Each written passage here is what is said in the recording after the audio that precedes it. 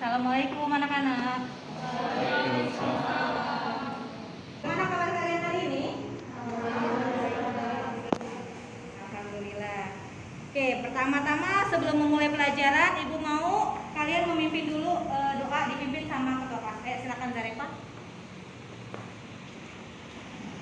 Sebelum memulai pembelajaran, alangkah baiknya kita berdoa menurut agama dan kepercayaan masing-masing. Berdoa mulai. Selesai. Beri salam.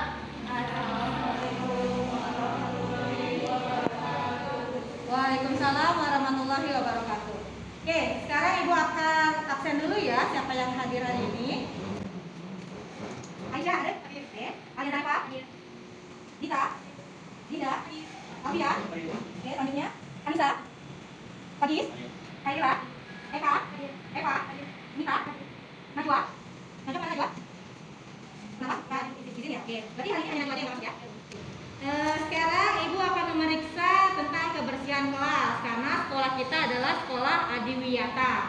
Jadi kebersihan kelasnya diperiksa lagi. Coba lihat kolong bangkunya, kolong mejanya ada yang ini kan sampahnya dibuang ya. Oke, sudah ya, sudah bersih semua. Atributnya gimana? Dipakai semua atributnya?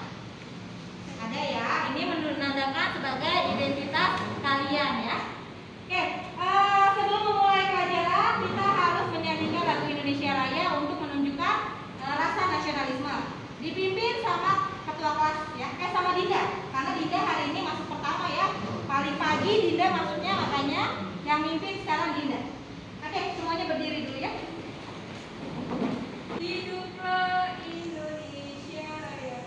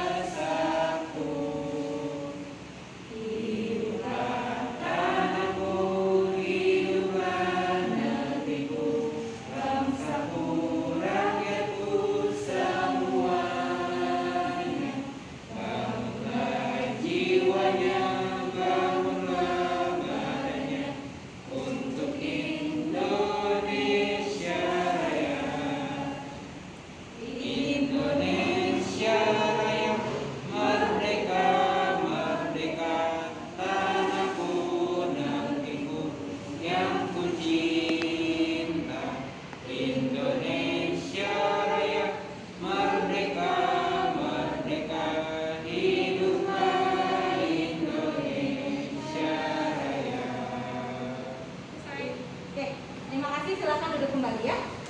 Untuk memulai pelajaran hari ini, Ibu mau bertanya dulu sama kalian. Apakah kalian pernah menulis buku harian atau buku diary? Siapa nih? Oke, Feby. Buku apa Feby yang ditulis?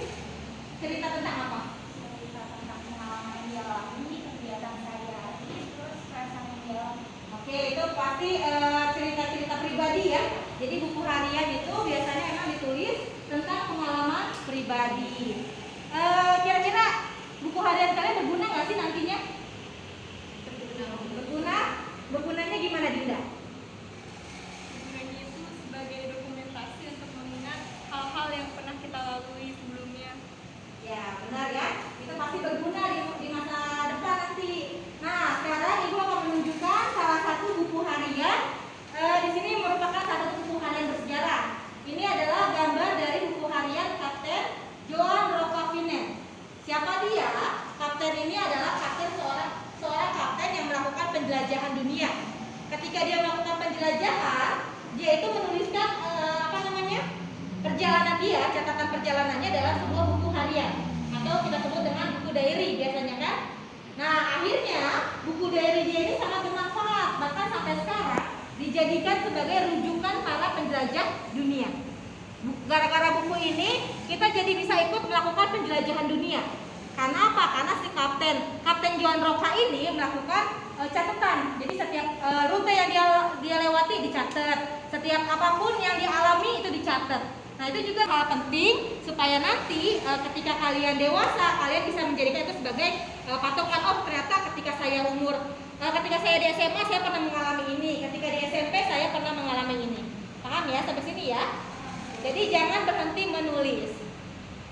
Oke, sekarang untuk tujuan pembelajarannya di sini Ibu mau untuk materi hari ini menerapkan dalam kehidupan masa kini tentang pentingnya menjaga kekayaan intelektual, terutama dalam hal melindungi sumber sejarah yang akan berguna di masa yang akan datang. Jadi kalau ada sumber sejarah itu usahakan dijaga supaya berguna di masa depan.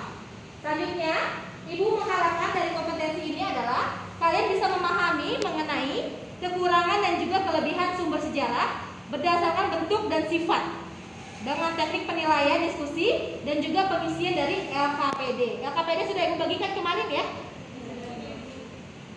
Oke, selanjutnya materi kita tentang sumber sejarah. Oke, ini salah satu jenis sumber sejarah. Bisa kalian baca dulu selama 5 menit. Ya, tentang sumber sejarah ya. Nah, jadi sumber sejarah itu apa? Sejarah merupakan seluruh informasi yang dapat dijadikan sebagai dasar untuk mengkonstruksi atau menyusun kembali peristiwa masa lalu. Ya, bagus. Saya kasih tepuk tangan dulu buat kita. Nah, benar ya. Jadi sumber sejarah kalau karena di bahasanya itu adalah bahan yang dapat digunakan untuk mengumpulkan informasi yang mendukung dalam penulisan sejarah. Jadi kalau kita mau meneliti itu kita harus pakai sumber sejarah. Oke, di sini Ibu akan jelaskan sedikit tentang sumber sejarah berdasarkan bentuk. Jadi sumber sejarah ada tiga jenisnya. Yang pertama tulisan, benda, dan lisan. Oke, kalau tulisan ini dari apa ya Pak? Gambar apa? Transaksi. Ya, benar dia gambar transaksi. Kalau ini gambar apa Aisyah? Kakak, ayo dari apa? Dari apa? Dari batu, benar. Kalau ini Aisyah gambar apa Aisyah? Bidang siapa? Ya, benar ini bidang Bung Tomo. Ya kan sifat. Kalau berdasarkan sifat itu adalah kapan sumber ini dikeluarkan? Yang pertama adalah sumber primer. Sumber primer adalah sumber sejarah. Jadi sumber ini berasal di zaman yang sama atau di waktu yang sama. Ini gambar apa ini? Kak? Tidak tahu saat? Pembacaan proklamasi oleh siapa ini? Soekarno, benar ya? Kalau ini, kalau Zarifah apa ini Zarifah? Itu adalah buku biografi Biografinya siapa? dari Bung Karno. Ya, buku biografi Bung Karno yang ditulis oleh Sidi Adam. Oke, selanjutnya ini siapa juga? Coba apa ini? Sumber tersier. Buku sejarah contohnya, ya, itu buku paket yang kalian pegang itu adalah sumber tersier. Kita melakukan diskusi kelompok ya. Jadi sekarang Ibu mau kalian berdiskusi secara kelompok mengenai kelebihan dan juga kekurangan sumber sejarah. Ayo, silakan diisi LKPD-nya. Kalau ada yang tidak mengerti bisa saling ditanyakan.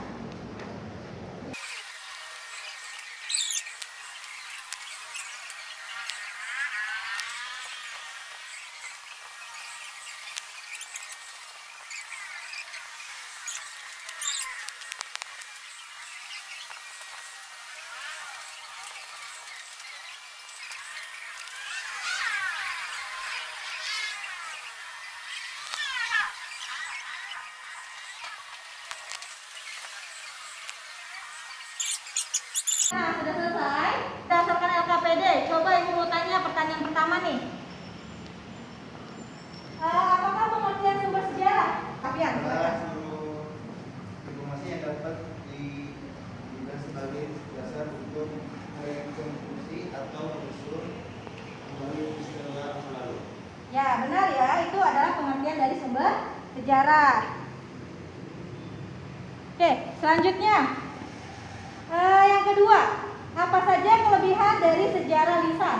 Ayo, kalau Yaitu informasi secara sejarah didapat dari saksi, pelaku, atau orang-orang yang bersangkutan dengan sejarah secara langsung, dan pengumpulan data dari komunikasi dua arah. ya, jadi kelebihannya adalah bersumber dari pelakunya langsung. Ya. Yang ketiga, tuliskan sumber sejarah tersier yang ada di sekitarmu. Akan menjelaskan dulu sumber sejarah tersier itu apa. Nah, sumber sejarah tersier atau dari bahasa Latin yang artinya ketiga. dan kompilasi antara sumber sejarah primer dan sumber sejarah sekunder. Contohnya itu seperti katalog perpustakaan, daftar bacaan sejarah, serta buku pembelajaran sejarah yang biasa digunakan dalam pembelajaran di kelas seperti buku. Dijelaskan sama Alfian, sama Anissa dan juga Dinda. Kasih tepuk tangan buat kalian semua. Oke, jadi tadi kan LKPD-nya sudah diisi. Sekarang Ibu mau kalian membuat infografis dari Canva. Sudah punya kan aplikasi Canva semua? Oke, jadi buat infografis tentang kekurangan dan juga kelebihan dari sumber sejarah. Ibu kasih waktu 15 menit buat membuat infografisnya ya. Dimulai dari sekarang ya. Silakan dibuat.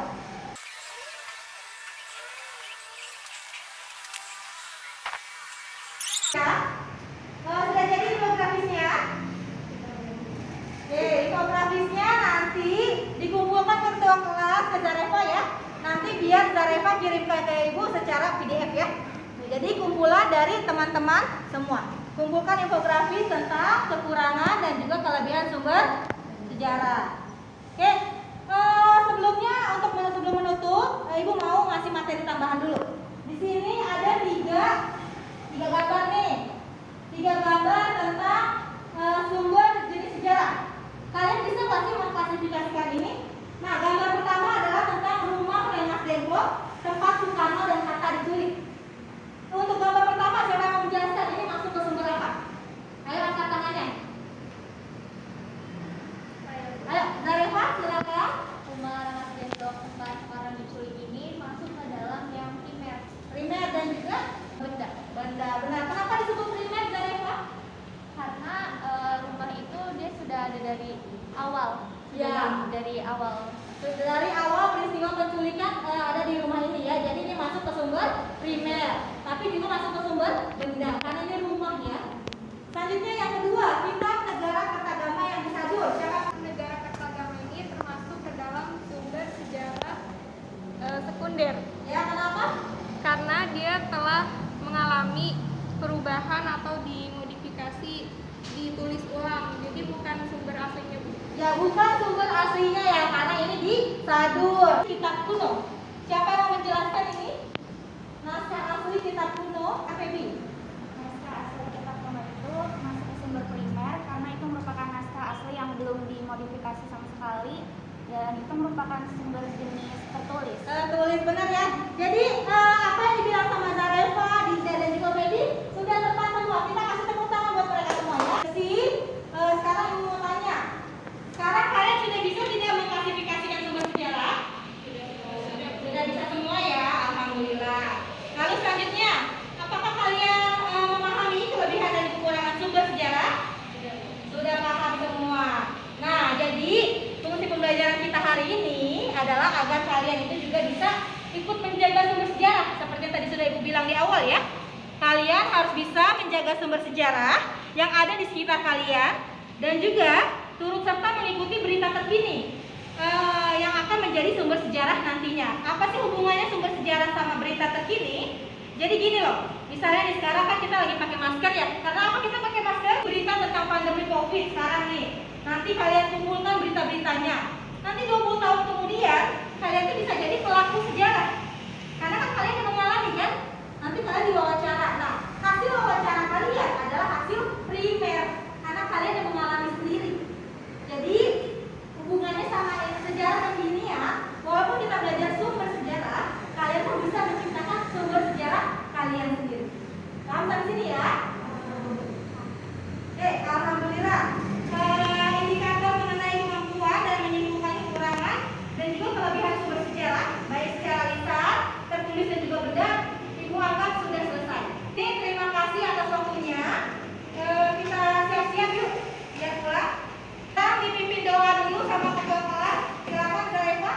Di pembelajaran hari ini, mari kita berdoa menurut agama dan kepercayaan masing-masing. Berdoa mulai.